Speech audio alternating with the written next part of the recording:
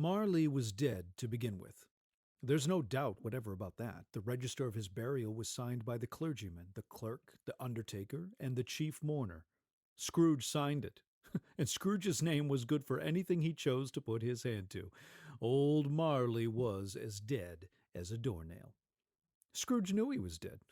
Of course he did. How could it be otherwise? Scrooge and he were partners for I don't know how many years. Scrooge was his sole executor, his sole administrator, his sole friend, and sole mourner. There is no doubt that Marley was dead. This must be distinctly understood, or nothing wonderful can come of the story I'm going to relate. Scrooge never painted out old Marley's name. There it stood years afterwards above the warehouse door, Scrooge and Marley. The firm was known as Scrooge and Marley. Sometimes people new to the business called Scrooge Scrooge, and sometimes Marley. But he answered to both names. It was all the same to him. Oh, but he was a tight-fisted hand at the grindstone, Scrooge. A squeezing, wrenching, grasping, scraping, clutching, covetous old sinner, hard and sharp as flint from which no steel had ever struck out generous fire, secret and self-contained and solitary as an oyster. The cold within him froze his old features, nipped his pointed nose, shriveled his cheek, stiffened his gait, made his eyes red, his thin lips blue, and spoke out shrewdly in his grating voice.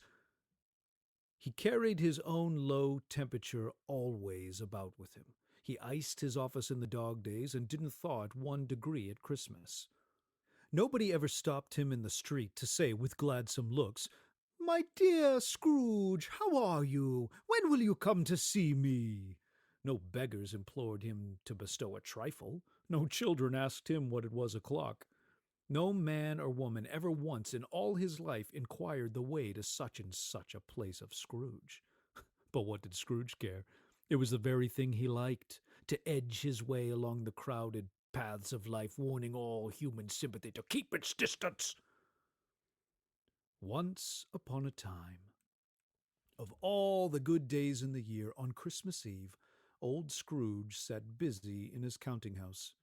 It was cold, bleak, biting weather. The door was open that he might keep his eye upon his clerk.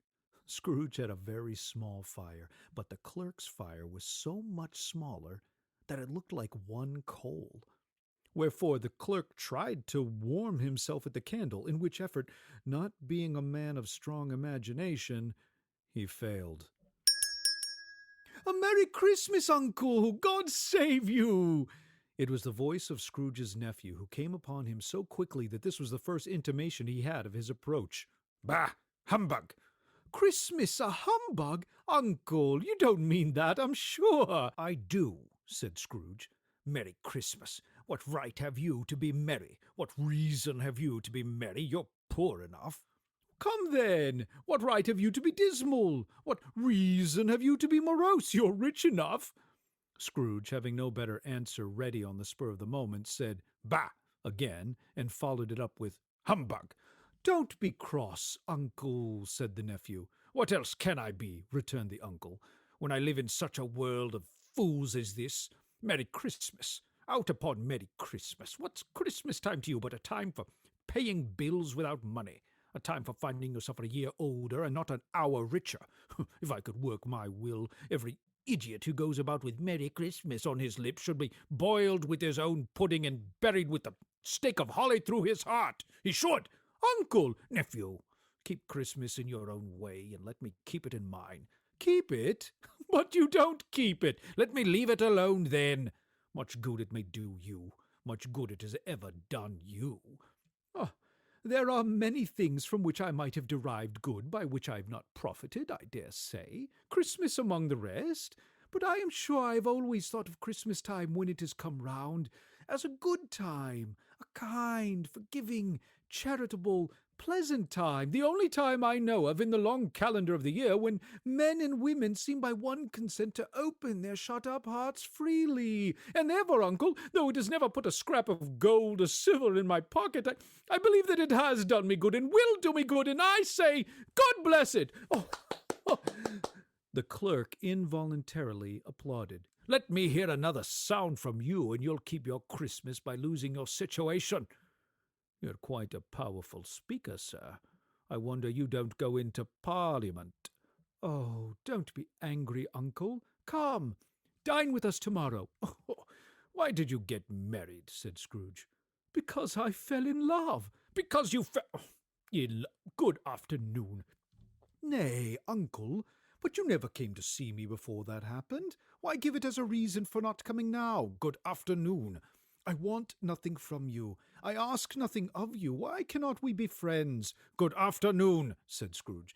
"I am sorry, with all my heart, to find you so resolute. We have never had any quarrel to which I have been a party. But I have made the trial in homage to Christmas, and I'll keep my Christmas humour to the last. So, a Merry Christmas, uncle." "Good afternoon." "And a Happy New Year." "Good afternoon." In leaving, Scrooge's nephew let 2 other people in. They were portly gentlemen, pleasant to behold, and now stood with their hats off in Scrooge's office. "Right. Scrooge and Marley's, I believe," said one of the gentlemen. "Have I the pleasure of addressing Mr. Scrooge or Mr. Marley?" "Mr. Marley has been dead these 7 years," Scrooge replied. "He died 7 years ago this very night." "Ah, well, we have no doubt his liberality is well represented by his surviving partner.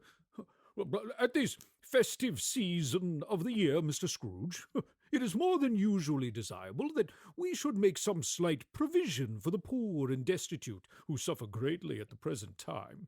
Many thousands are in want of common necessaries. Hundreds of thousands are in want of common comforts, sir." "Are there no prisons?" "Plenty of prisons." "And the union workhouses, are they still in operation?" "Well, they are still. I wish I could say that they were not." "The treadmill and the poor law are in full vigour, then?" "Both very busy, sir." "Oh, I was afraid from what you said at first that something had occurred to stop them in their useful course." "Very glad to hear it." "Under the impression that they scarcely furnish Christian cheer of mind or body to the multitude, a few of us were endeavouring to raise a fund to buy the poor some meat and drink and means of warmth. We choose this time because it is a time of all others when want is keenly felt and abundance rejoices. What shall I put you down for?" "Nothing." "Oh, you wish to be anonymous?" "I wish to be left alone. Since you ask me what I wish, gentlemen, that is my answer. I don't make merry myself at Christmas, and I can't afford to make idle people merry. I help to support the establishments I have mentioned. They cost enough, and those who are badly off must go there." "Oh, well, many can't go there, and many would rather die." "If they would rather die, they had better do it, and decrease the surplus population. It's enough for a man to understand his own business, and not to interfere with other people's. Mine occupies me constantly. Good afternoon, gentlemen." Seeing clearly that it would be useless to pursue their point, the gentlemen withdrew. At length, the hour of shutting up the counting-house arrived. With an ill will, Scrooge dismounted from his stool and tacitly admitted the fact to the expectant clerk, who instantly snuffed his candle out and put on his hat. "You'll want all day tomorrow, I suppose." "If it's quite convenient, sir." "It's not convenient, and it's not fair. If I was to stop 1/2 for it, you'd think yourself ill-used, I'll be bound. And yet you don't think me ill-used when I pay a day's wages for no work." "Oh, it's only 1 day a year, sir." "1 day a year? A poor excuse for picking a man's pocket every 25th of December. But I suppose you must have the whole day. Be here all the earlier next morning." Scrooge took his melancholy dinner in his usual melancholy tavern and went home to bed. He lived in chambers which had once belonged to his deceased partner.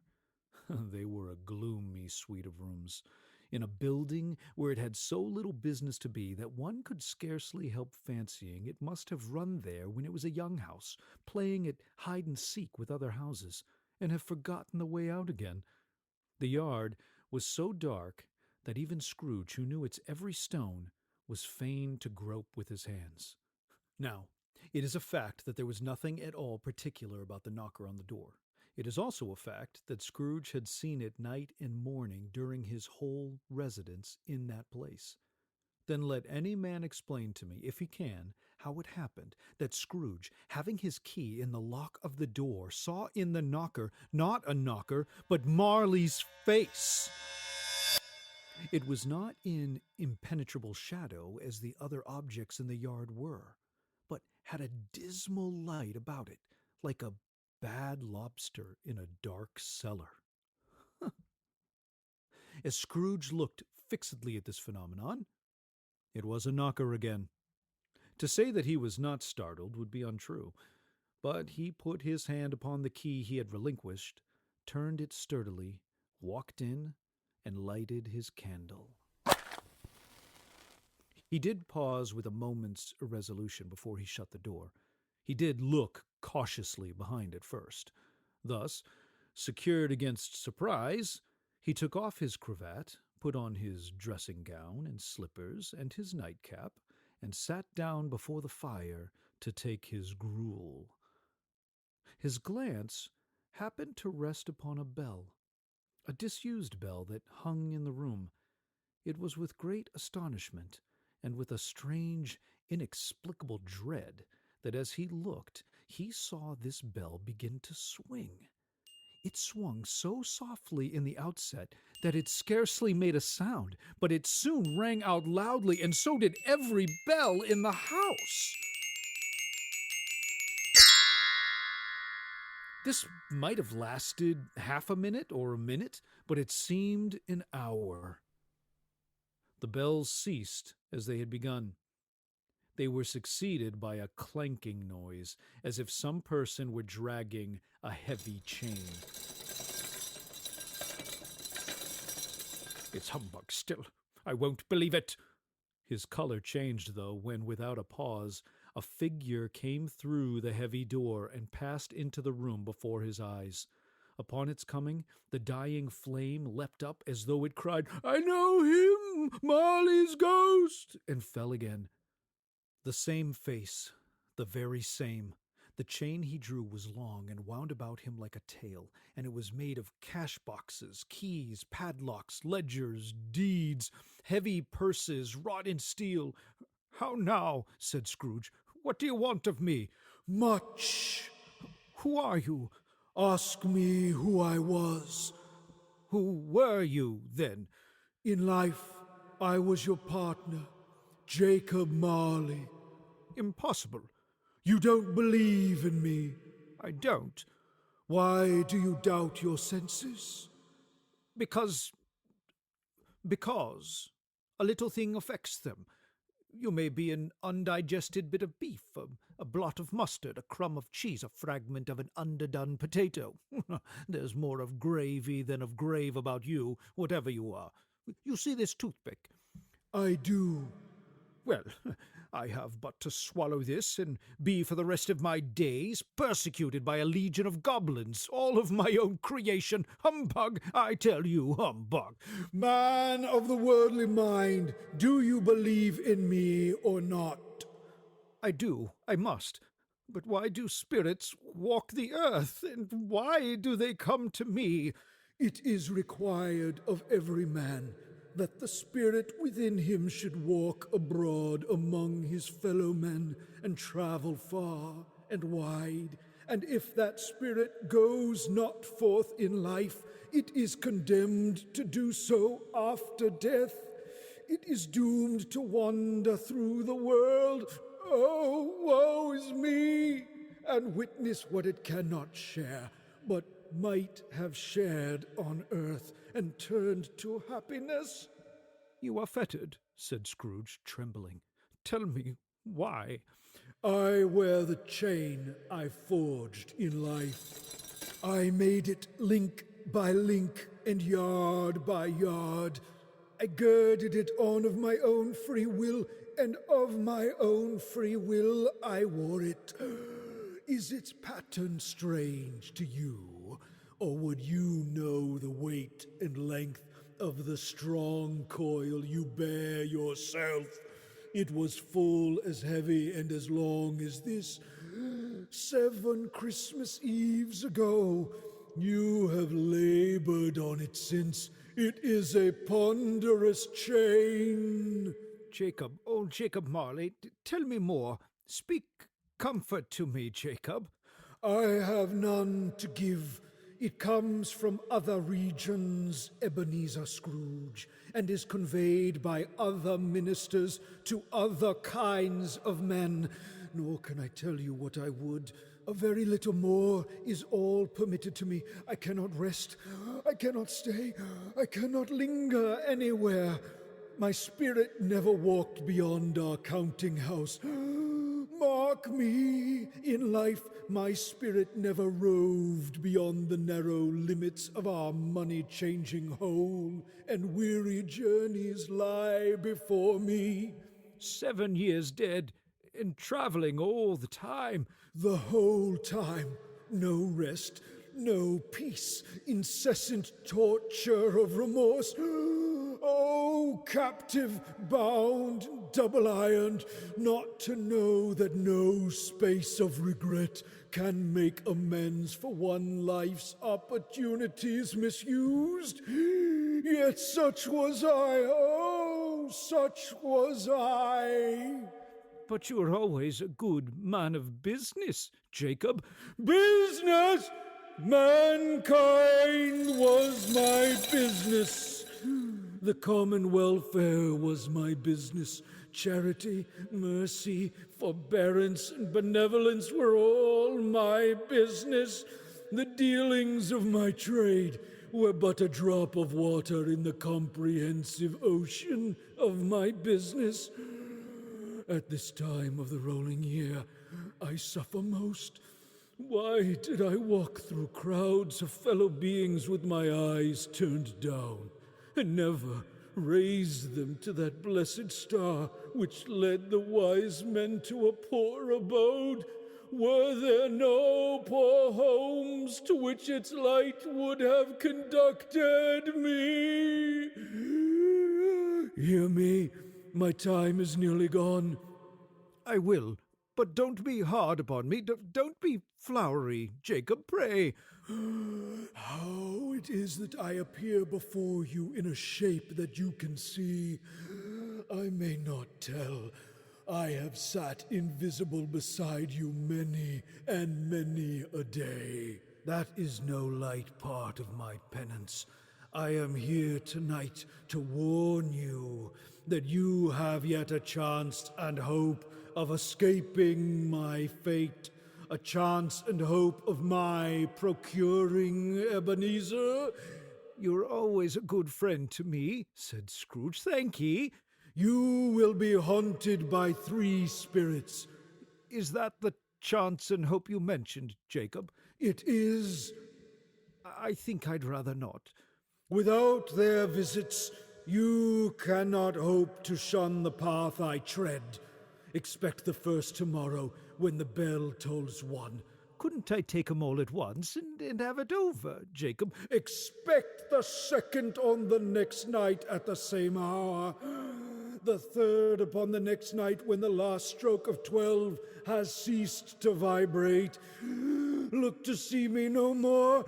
Look that for your own sake you remember what has passed between us. Remember me. When it had said these words, the ghost vanished. Scrooge awoke. To his great astonishment, he heard the bells of a neighboring church chime from 6 to 7, and from 7 to 8, and regularly up to 12, then stopped. 12? It was past 2 when I went to bed. Oh, the clock must be wrong. An icicle must have gotten into the works. 12? Why, it isn't possible that I could have slept through a whole day and far into another night. It isn't possible that anything has happened to the sun, and this is 12 at noon. Scrooge thought and thought and thought it over and over and over, and could make nothing of it. The more he thought, the more perplexed he was. and the more he endeavored not to think, the more he thought. Marley's ghost bothered him exceedingly. Was it a dream or not? Scrooge lay in this state until he remembered on a sudden that the ghost had warned him of a visitation when the bell tolled 1. He resolved to lie awake until the hour was past, and, considering that he could no more go to sleep than go to heaven, this was perhaps the wisest resolution in his power. 1/4 past. 1/2 past.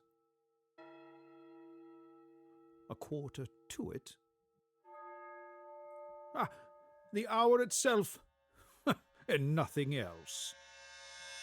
Scrooge, starting up into a half-recumbent attitude, found himself face to face with an unearthly visitor. It was a strange figure, like a child, yet not so like a child as like an old man, viewed through some supernatural medium. Its hair, which hung about its neck and down its back, was white, as if with age, and yet the face had not a wrinkle in it, and the tenderest bloom was on the skin. "Are you the spirit whose coming was foretold to me?" I am. "Who and what are you?" I am the ghost of Christmas past. "Long past?" No, your past. "What business brings you here?" Your welfare.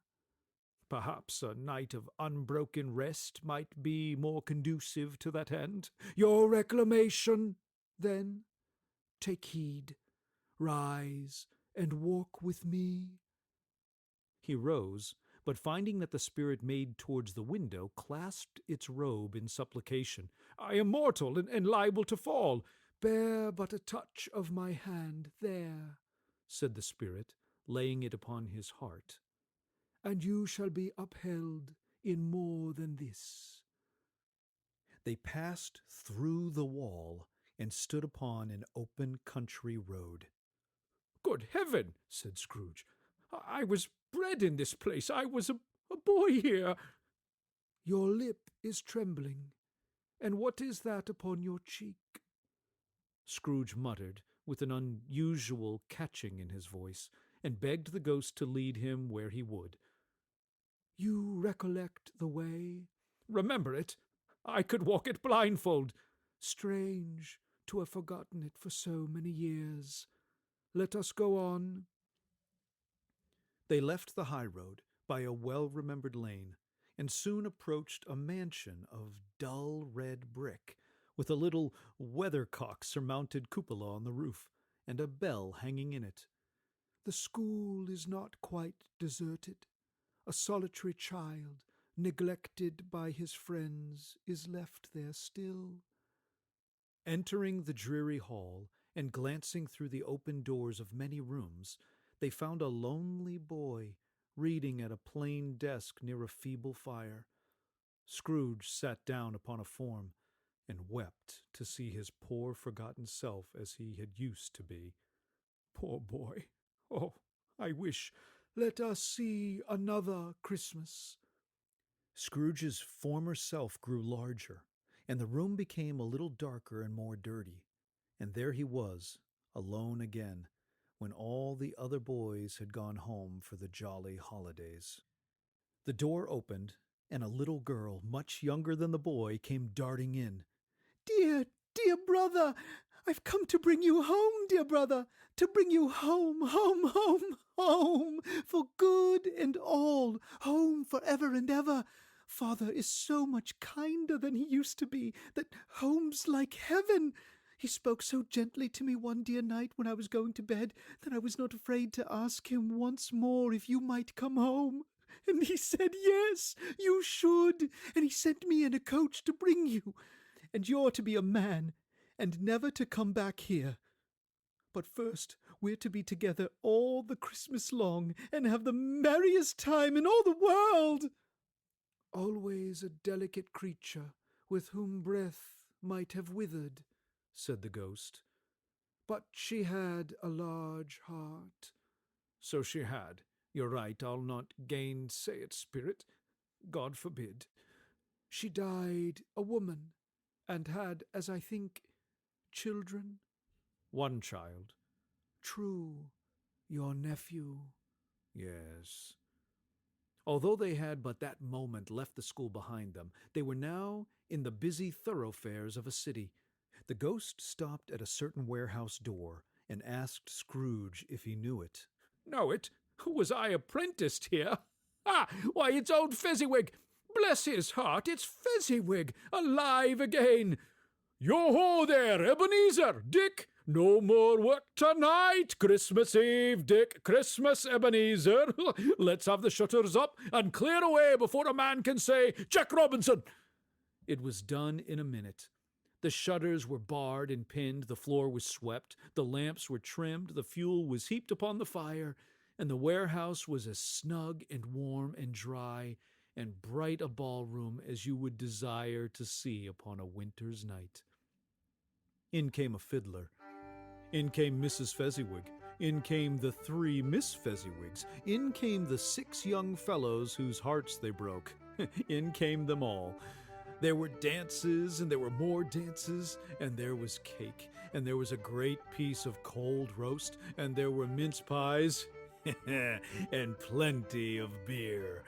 Then old Fezziwig stood out to dance with Mrs. Fezziwig. Yo-ho, my love!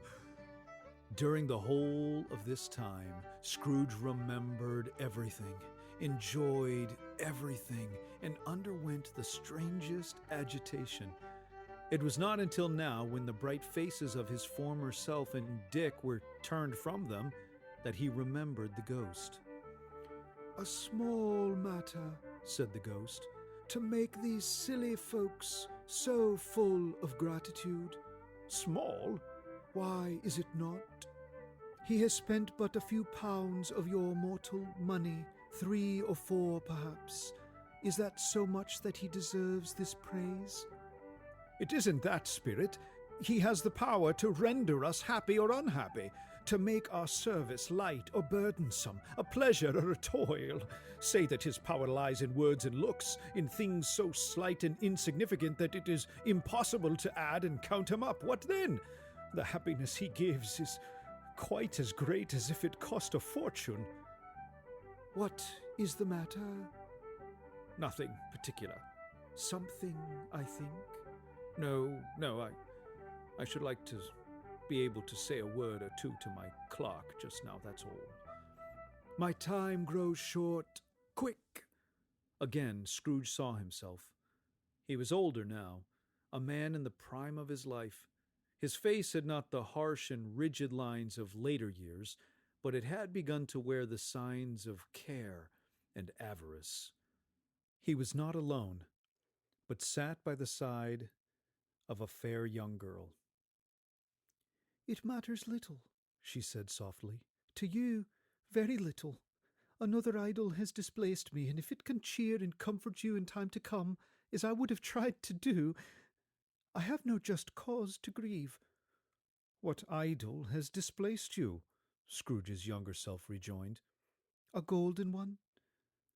This is the even-handed dealing of the world, he said. There is nothing on which it is so hard as poverty, and there is nothing it professes to condemn with such severity as the pursuit of wealth. You fear the world too much, she answered gently. I've seen your nobler aspirations fall off one by one until the master passion, gain, engrosses you. What then? He retorted. Even if I have grown so much wiser, what then? I am not changed towards you, am I? Our contract is an old one. It was made when we were both poor and content to be so, until in good season we could improve our worldly fortune by our patient industry. You are changed.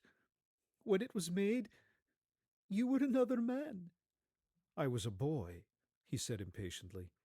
Your own feelings tells you that you are not what you are. That which promised happiness when we were one in heart is fraught with misery now that we are two. How often and how keenly I have thought of this, I will not say. It is enough that I have thought of it and can release you. Have I ever sought release? In words? No, never. In what, then?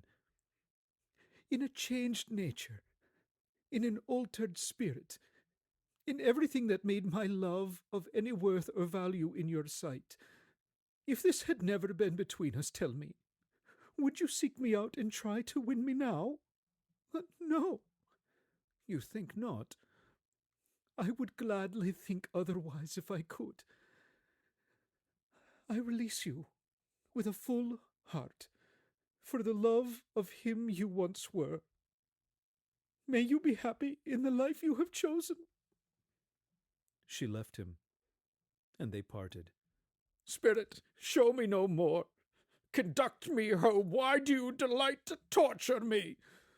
One shadow more, exclaimed the ghost. No more, cried Scrooge. No more. I don't wish to see it. Show me no more. But the relentless ghost pinioned him in both his arms and forced him to observe what happened next. They were in another scene, a room not very large or handsome, but full of comfort. Near to the winter fire sat a beautiful young girl, so like the last, Scrooge believed it was the same, until he saw Belle, now a comely matron, sitting opposite her daughter. The noise in this room was perfectly tumultuous, for there were more children there than Scrooge, in his agitated state of mind, could count, and the mother and daughter laughed heartily and enjoyed it very much. But now a knocking at the door was heard, and such a rush immediately ensued to greet the father, Belle's husband, who came home laden with Christmas toys and presents. The joy and gratitude and ecstasy. Spirit, said Scrooge in a broken voice, remove me from this place. I told you these were shadows of the things that have been, said the ghost. That they are what they are, do not blame me. Remove me. I cannot bear it. Leave me. Take me back. Haunt me no longer.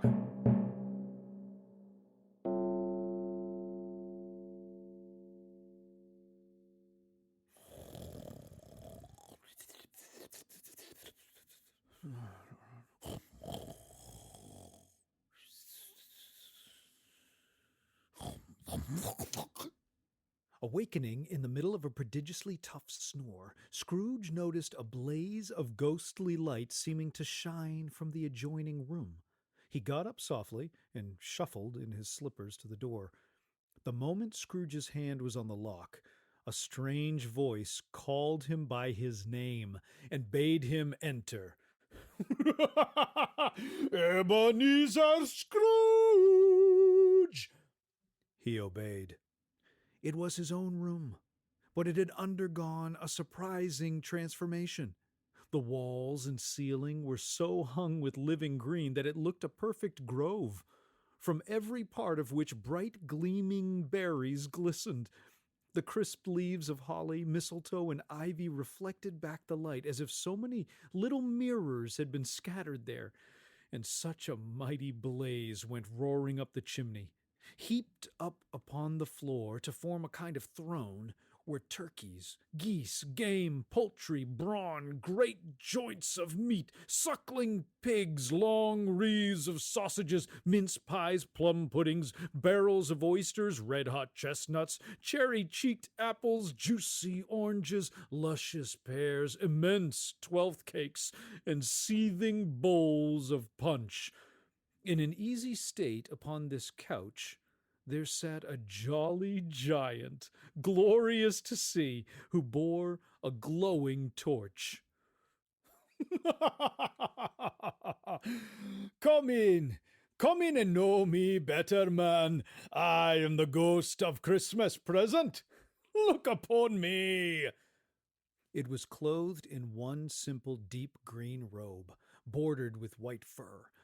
This garment hung so loosely on the figure that its capacious breast was bare, Its feet, observable beneath the ample folds of the garment, were also bare, and on its head it wore no other covering than a holly wreath set here and there with shining icicles. Its dark brown curls were long and free, free as its genial face, its sparkling eye, its open hand, its cheery voice, its unconstrained demeanor, and its joyful air.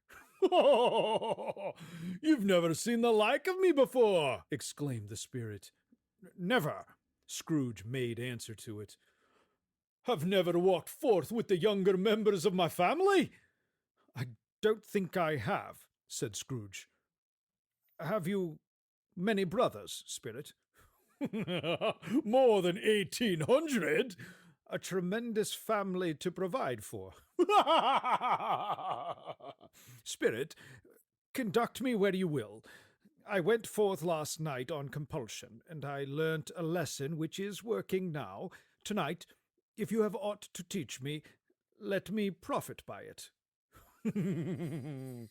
Touch my robe.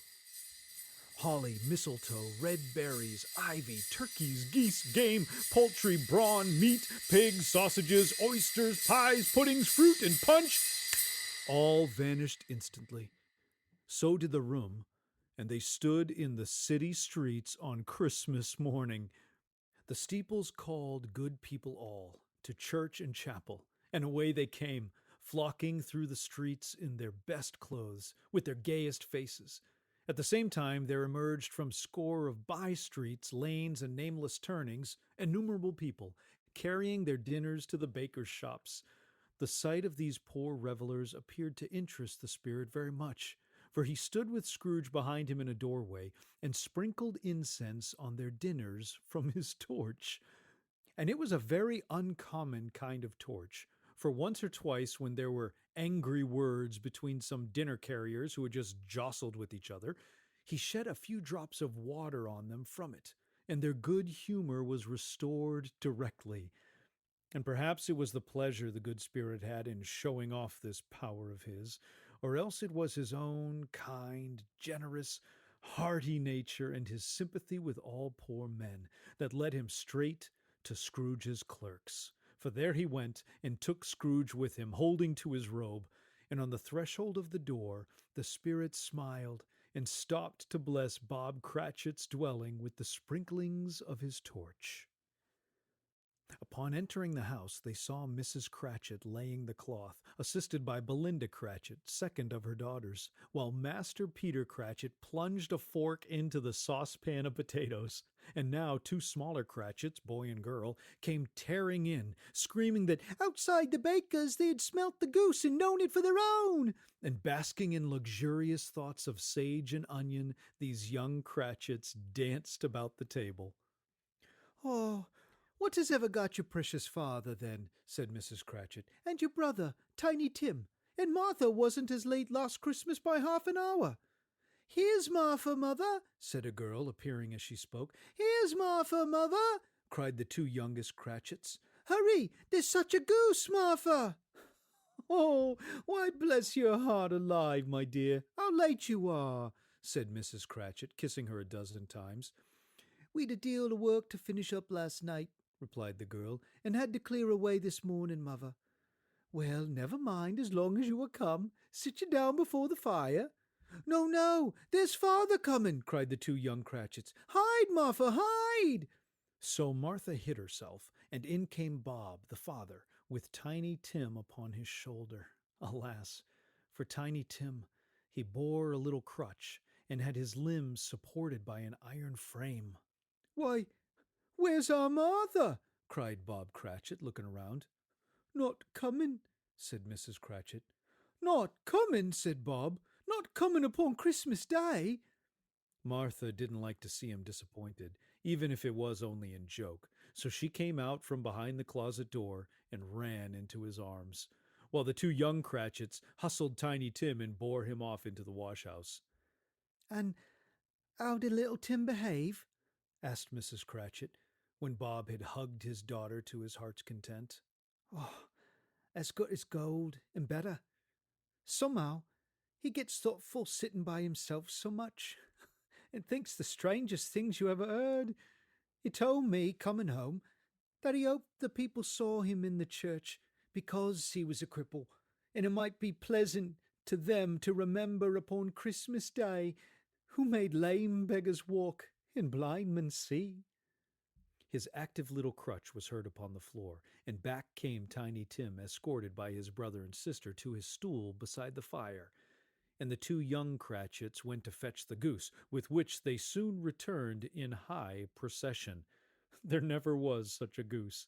Eked out by the apple sauce and mashed potatoes, it was a sufficient dinner for the whole family. And oh, a wonderful pudding! At last the dinner was all done, and Bob proposed, "A Merry Christmas to us all, my dears! God bless us!" which all the family re-echoed. "God bless us, every one!" said Tiny Tim, the last of all. "Spirit," said Scrooge, with an interest he had never felt before, "tell me if Tiny Tim will live." "I see a vacant seat," replied the ghost, "and a crutch without an owner, carefully preserved. If these shadows remain unaltered by the future, the child will die." "No, no," said Scrooge, "no, kind spirit, say he will be spared."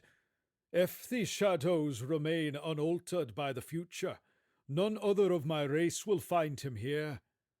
"What then?" "If he be like to die, he had better do it and decrease the surplus population." "Will you decide what men shall live, what men shall die? It may be in the sight of heaven that you are more worthless and less fit to live than this poor man's child." Scrooge bent before the ghost's rebuke, and trembling cast his eyes upon the ground. But he raised them speedily on hearing his own name. "Mr. Scrooge," said Bob. "I'll give you Mr. Scrooge, the founder of the feast."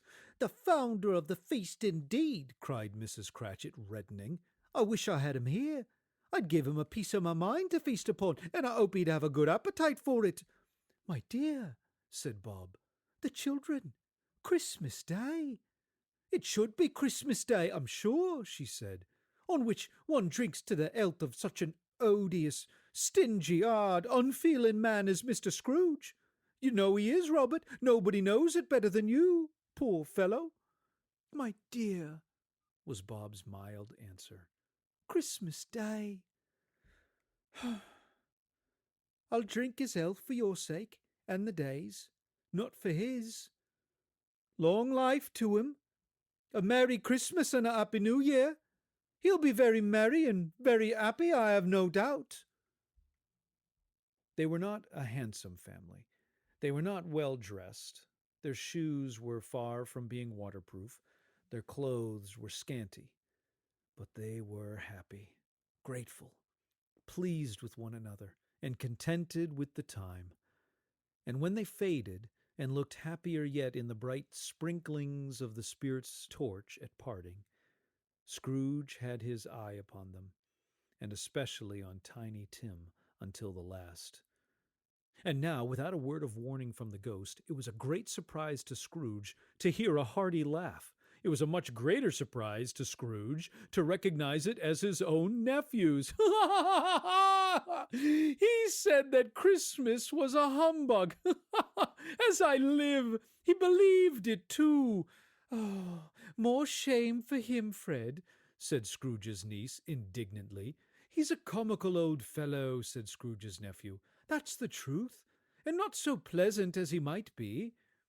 However, his offences carry their own punishment, and I have nothing to say against him." "I'm sure he's very rich, Fred," hinted Scrooge's niece. "At least you always tell me so." "What of that, my dear? His wealth is of no use to him. He don't do any good with it. He don't make himself comfortable with it. He hasn't the satisfaction of thinking that he's ever going to benefit us with it." "I have no patience with him," observed Scrooge's niece. "Oh, I have. I'm sorry for him. I couldn't be angry with him if I tried. Who suffers by his ill whims? Himself always. Here, he takes it into his head to dislike us, and he won't come and dine with us. What's the consequence? You don't lose much of a dinner. I mean to give him the same chance every year, whether he likes it or not, for I pity him. He may rail at Christmas till he dies, but he can't help thinking better of it. I defy him. If he finds me going there in good temper year after year and saying, 'Uncle Scrooge, how are you?' if it only puts him in the vein to leave his poor clerk £50, that's something. And I think I shook him yesterday." After tea, they had some music and a game of blindman's buff. There might have been 20 people there, young and old, but they all played, and so did Scrooge, forgetting that his voice made no sound in their ears. After blindman's buff, they began a game called Yes and No, where Scrooge's nephew had to think of something, and the rest must find out what. He only answering to their questions yes or no. The brisk fire of questioning elicited from him that he was thinking of an animal, a live animal, rather a disagreeable animal, a savage animal, an animal that growled and grunted sometimes and talked sometimes and lived in London and walked about the streets and was not a horse or an ass or a cow or a bull or a tiger or a dog or a pig or a cat or a bear, until at last the plump sister cried out, "I found it out! I know what it is, Fred! I know what it is! It's your Uncle Scrooge!" Which it certainly was. "He has given us plenty of merriment, I am sure," said Fred, "and it would be ungrateful not to drink his health. Uncle Scrooge! Uncle Scrooge!" they cried. "A Merry Christmas and a Happy New Year to the old man, whatever he is. He wouldn't take it from me, but may he have it. Nevertheless, Uncle Scrooge!" Uncle Scrooge had imperceptibly become so gay and light of heart that he would have pledged the unconscious company in return, if the ghost had given him time. But he and the spirit were again upon their travels. Much they saw and far they went, and many homes they visited, but always with a happy end.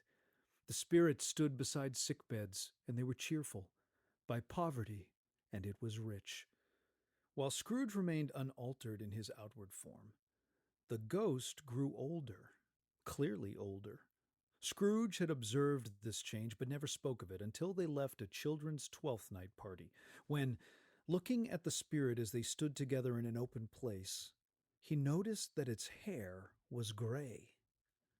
"Are spirits' lives so short?" asked Scrooge. "Ah, my life upon this globe is very brief. It ends tonight." "Tonight?" "Tonight. At midnight. Hark! The time is drawing near. Look here." From the foldings of its robe, it brought 2 children, wretched, abject, frightful, hideous, miserable. They knelt down at its feet and clung upon the outside of its garment. "Spirit, are they yours?" Scrooge could say no more. "They are man's," said the spirit, looking down upon them, "and they cling to me, appealing from their fathers. This boy is ignorance, this girl is want. Beware them both and all their degree, but most of all, beware this boy, for on his brow I see that written which is doom, unless the writing be erased.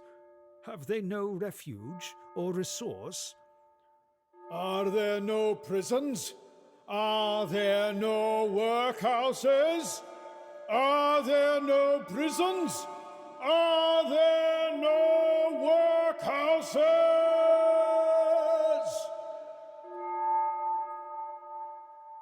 The bell struck 12. Scrooge looked about him for the ghost and saw it not. As the last stroke ceased to vibrate, he remembered the prediction of old Jacob Marley, and lifting up his eyes, beheld a solemn phantom, draped and hooded, coming like a mist along the ground towards him. The phantom slowly, gravely, silently approached. When it came near him, Scrooge bent down upon his knee, for in the very air through which this spirit moved, it seemed to scatter gloom and mystery. It was shrouded in a deep black garment, which concealed its head, its face, its form, and left nothing of it visible save one outstretched hand. Its mysterious presence filled him with a solemn dread. He knew no more, for the spirit neither spoke nor moved. I am in the presence of the ghost of Christmas yet to come. The spirit answered not, but pointed downward with its hand. You are about to show me the shadows of the things that have not happened, but will happen in the time before us. Is that so, spirit? The upper portion of the garment was contracted for an instant in its folds, as if the spirit had inclined its head. That was the only answer he received. Ghost of the future, I fear you more than any spectre I have seen, but as I know your purpose is to do me good, and as I hope to live to be another man from what I was, I am prepared to bear you company and do it with a thankful heart. Will you not speak to me? It gave him no reply. The hand was pointed straight before them. Lead on, said Scrooge. Lead on. The night is waning fast, and it's precious time to me, I know. Lead on, spirit. The phantom moved away as it had come towards him. Scrooge followed in the shadow of its dress, which bore him up, he thought, and carried him along. They scarcely seemed to enter the city, for the city rather seemed to spring up about them, and the spirit stopped beside one little knot of businessmen. When did he die? Last night, I believe. Why, what was the matter with him? I thought he'd never die. Oh, God knows. Well, what has he done with his money? I haven't heard. He hasn't left it to me, that's all I know. It's likely to be a very cheap funeral, for upon my life I don't know of anybody to go to it. Suppose we make up a party and volunteer? Oh, I don't mind going if a lunch is provided. They left the busy scene and went into an obscure part of the town, where Scrooge had never penetrated before, although he recognized its situation and its bad repute.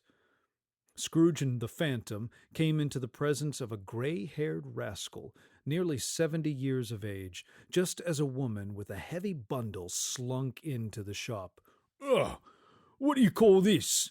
Bed curtains. You don't mean to say you took 'em down, rings and all, with him lying there? Yes, I do, replied the woman. Why not?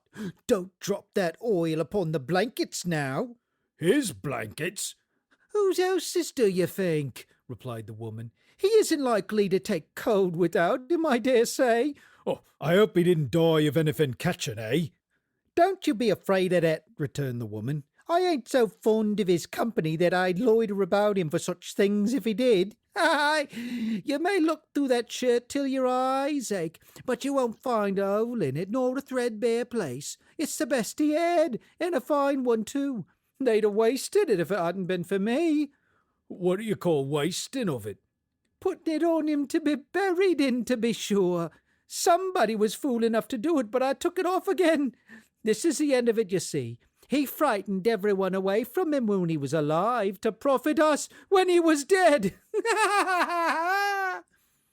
Spirit, said Scrooge, shuddering from head to foot, this is a fearful place. In leaving it, I shall not leave its lesson, trust me. I see the case of this unhappy man might be my own. My life tends that way now. Spirit, let me see some tenderness connected with a death. Let us go, spirit!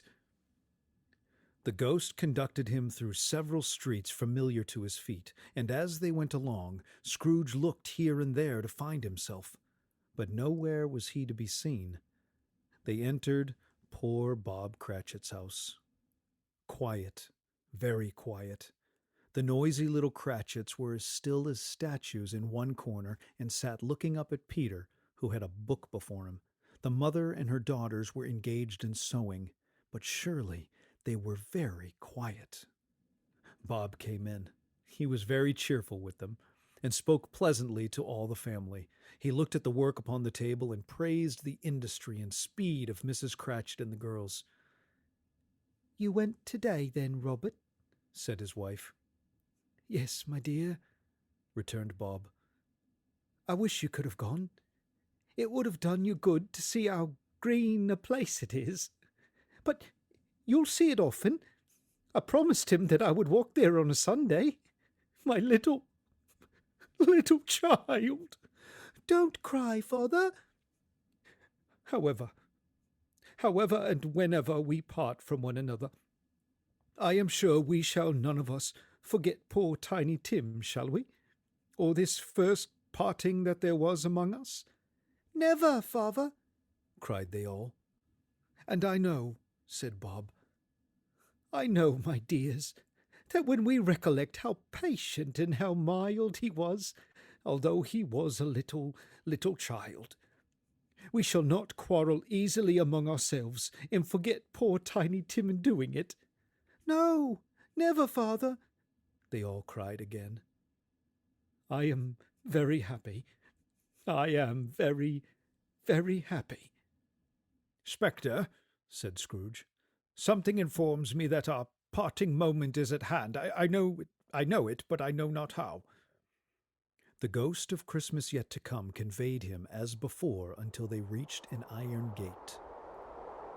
A churchyard. The spirit stood among the graves and pointed down to one. Scrooge advanced towards it, trembling. Before I draw nearer to that stone to which you point, answer me one question. Are these the shadows of things that will be, or are they the shadows of things that may be only? Still the ghost pointed downward to the grave by which it stood. Men's courses will foreshadow certain ends, to which, if persevered in, they must lead. But if the courses be departed from, the ends will change. Say it is thus with what you show me. The spirit was immovable as ever. Scrooge crept towards it, trembling as he went, and following the finger read upon the stone of the neglected grave his own name, Ebenezer Scrooge.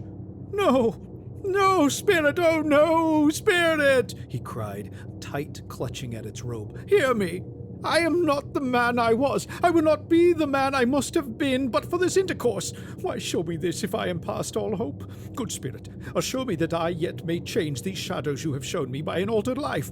I will honor Christmas in my heart and try to keep it all the year. I will live in the past, the present, and the future. The spirits of all three shall strive within me. I will not shut out the lessons that they teach. Oh, tell me, I may sponge away the writing on this stone. Spirit! In his agony, he caught the spectral hand. It sought to free itself, but he was strong and detained it. The spirit, stronger yet, repulsed him. Holding up his hands in one last prayer to have his fate reversed, he saw an alteration in the phantom's hood and dress. It shrunk, collapsed, and dwindled down into a bedpost. Yes! The bedpost was his own. The bed was his own. The room was his own. Best and happiest of all, the time before him was his own to make amends in. Oh, I will live in the past, the present, and the future. The spirits of all three shall strive within me. Oh, Jacob Marley, heaven and the Christmas time be praised for this. Oh, I say it on my knees, old Jacob, on my knees. I am here. The shadows of the things that would have been may be dispelled. Oh, they will be. I know they will. I don't know what to do. I'm as light as a feather. I'm as happy as an angel. I'm as merry as a schoolboy. Oh, I'm as giddy as a drunken man. Oh, a Merry Christmas to everybody. A Happy New Year to all the world. Hello, yeah, hello. I don't know what day of the month it is. I don't know how long I've been among the spirits. I don't know anything. I'm quite a baby. Never mind. I don't care. I'd rather be a baby. Hello. Hello, yeah. Running to the window, he opened it and put out his head. No fog, no mist, clear, bright, jovial, stirring cold. Cold, piping for the blood to dance to. Golden sunlight, heavenly sky, sweet fresh air, merry bells. Oh, glorious, glorious. Oh, "What's today?" cried Scrooge, calling down to a boy in Sunday clothes. "Eh?" returned the boy. "Well, what's today, my fine fellow?" said Scrooge. "Today? Why, it's Christmas Day." "It's Christmas Day," Scrooge said to himself. "I haven't missed it. The spirits have done it all in one night. They can do anything they like. Of course they can. Of course they can. Oh, hello, my fine fellow. Hello. Hello. Do you know the poulterers in the next street but one, at the corner?" "I should hope I did." An intelligent boy, a remarkable boy. Do you know whether they've sold the prize turkey that was hanging up there? Not the little prize turkey. Ooh, the big one." "What? The one as big as me?" returned the boy. "Oh, what a delightful boy," said Scrooge. "It's a pleasure to talk to him. Yes, my buck." "Oh, it's hanging there now," replied the boy. "Is it? Go and buy it." "Oh, Walker!" exclaimed the boy. "No, no," said Scrooge. "I am in earnest. Go and buy it, and tell them to bring it here, that I may give them the direction where to take it. Come back with a man, and I'll give you a shilling. Come back with him in less than 5 minutes, and I'll give you half a crown." The boy was off like a shot. "I'll send it to Bob Cratchit." "He shan't know who sends it." "It's twice the size of Tiny Tim." The hand in which he wrote the address was not a steady one, but write it he did, somehow, and went downstairs to open the street door, ready for the coming of the poulterer's man. As he stood there, waiting his arrival, the knocker caught his eye. "Ah, I shall love it, as long as I live," cried Scrooge, patting it with his hand. "I scarcely ever looked at it before. Oh, what an honest expression it has in its face. It's a wonderful knocker. Oh, here's the turkey. Hello, whoop, ha, ha. How are you? Merry Christmas. Why, it's impossible to carry that to Camden Town," said Scrooge. "You must have a cab." The chuckle with which he said this, and the chuckle with which he paid for the turkey, and the chuckle with which he paid for the cab, and the chuckle with which he recompensed the boy, were only to be exceeded by the chuckle with which he sat down breathless in his chair again, and chuckled till he cried. He dressed himself all in his best, and at last got out into the streets. The people were by this time pouring forth, and walking with his hands behind him, Scrooge regarded every one with a delighted smile. He looked so irresistibly pleasant that 3 or 4 good-humored fellows said, "Oh, good morning, sir! A Merry Christmas to you!" And Scrooge said often afterward that of all the blithe sounds he had ever heard, those were the blithest in his ears. He had not gone far when, coming on towards him, he beheld the portly gentleman who had walked into his counting-house the day before. "Oh, my dear sir," said Scrooge, "how do you do? I hope you succeeded yesterday. It was very kind of you. A Merry Christmas to you, sir." "Mr. Scrooge?" "Oh, yes," said Scrooge, "that is my name, and I fear it may not be pleasant to you. Allow me to ask your pardon, and will you have the goodness—" Here Scrooge whispered in his ear. "Lord bless me!"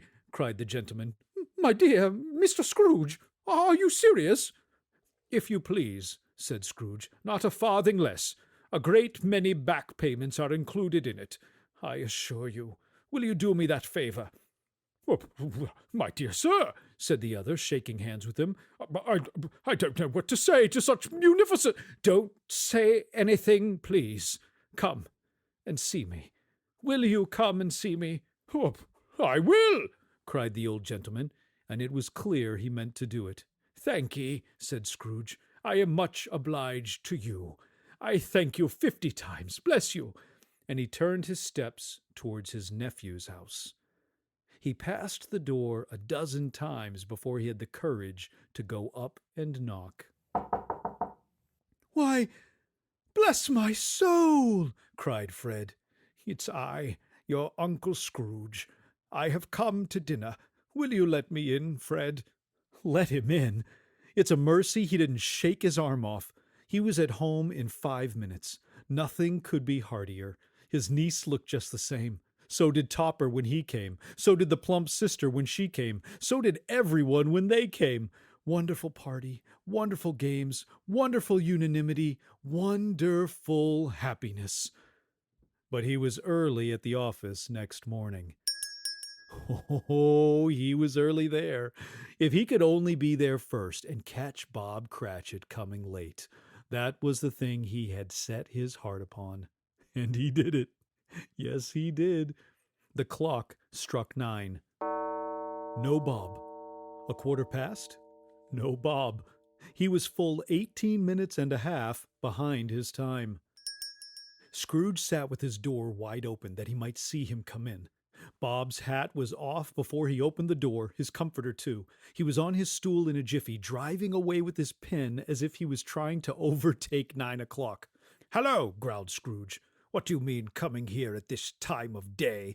"Oh, I'm very sorry, sir." "You are? Yes, I think you are. Step this way, if you please." "Oh, it's only once a year, sir," pleaded Bob. "It shall not be repeated. I was making rather merry yesterday, sir." "Now, I'll tell you what, my friend. I'm not going to stand this sort of thing any longer. And therefore, I'm about to raise your salary." "A Merry Christmas, Bob," said Scrooge. "A merrier Christmas, Bob, my good fellow, than I have given you for many a year. I'll raise your salary and endeavour to assist your struggling family, and we will discuss your affairs this very afternoon over a Christmas bowl of smoking bishop. Oh, Bob, make up the fires and buy another coal scuttle before you dot another I, Bob Cratchit." Scrooge was better than his word. He did it all, and infinitely more, and to Tiny Tim, who did not die, he was a second father.